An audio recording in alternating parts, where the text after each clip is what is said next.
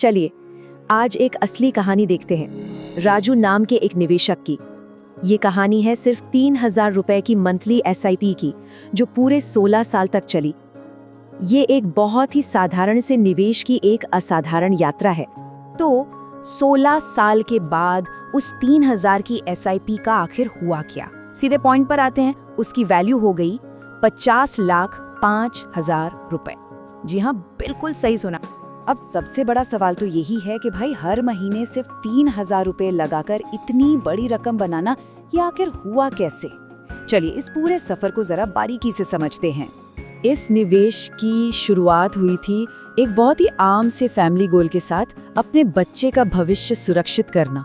और ये जानना बड़ा दिलचस्प है कि शुरुआत में गोल क्या था और वो कैसे बदल गया।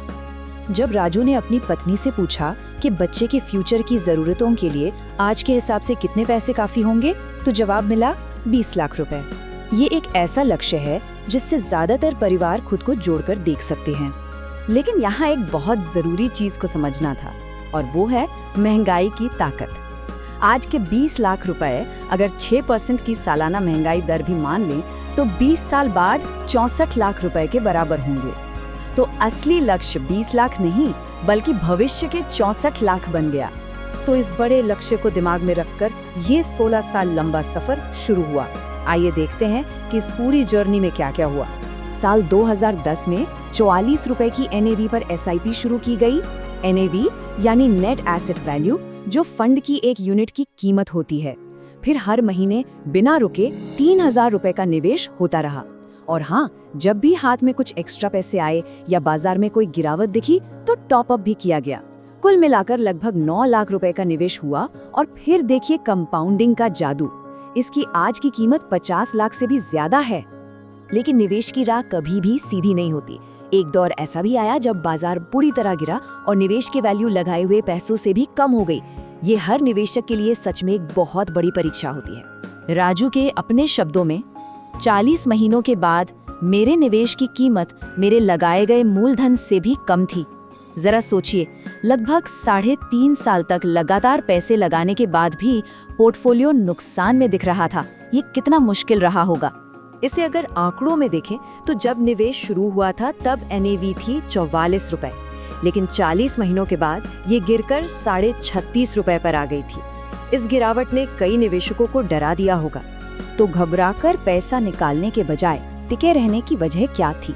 वजह थी एक बड़ा नजरिया।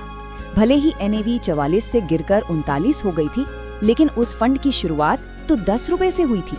मतलब लंबी अवधि में फंड ने अच्छी ग्रोथ दिखाई थी, और ये गिरावट बस एक टेम्पररी दौर था।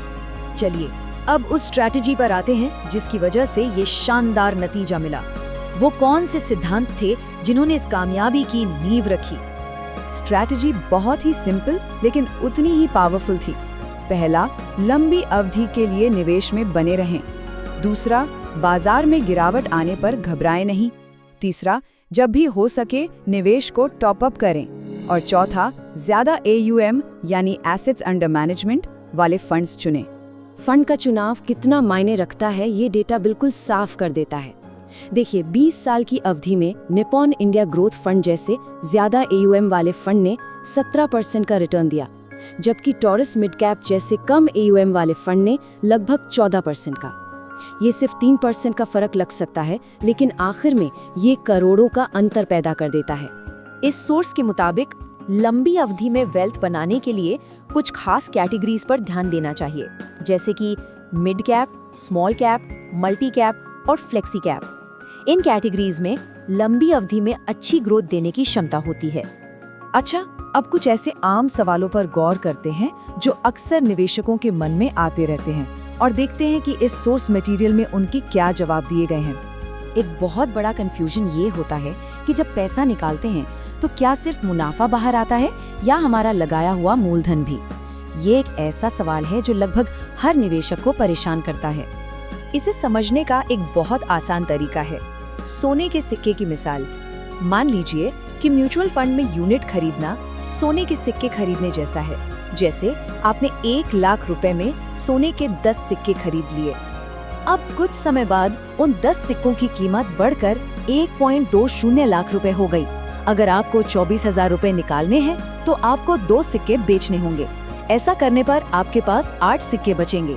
सबसे जरूरी बात यह है कि जब 2 सिक्के बिके तो आपका मूलधन भी तो 20,000 रुपए कम हो गया। मतलब साफ है, हर निकासी में मुनाफा और मूलधन दोनों का हिस्सा होता है।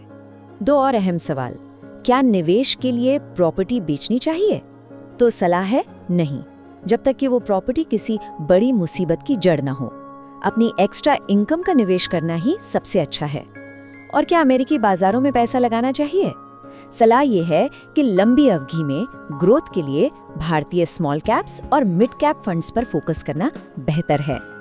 और आखिर में सबसे महत्वपूर्ण सबक, धीरे धीरे ही संपत्ति बनती है। कुछ भी रातों रात नहीं होता।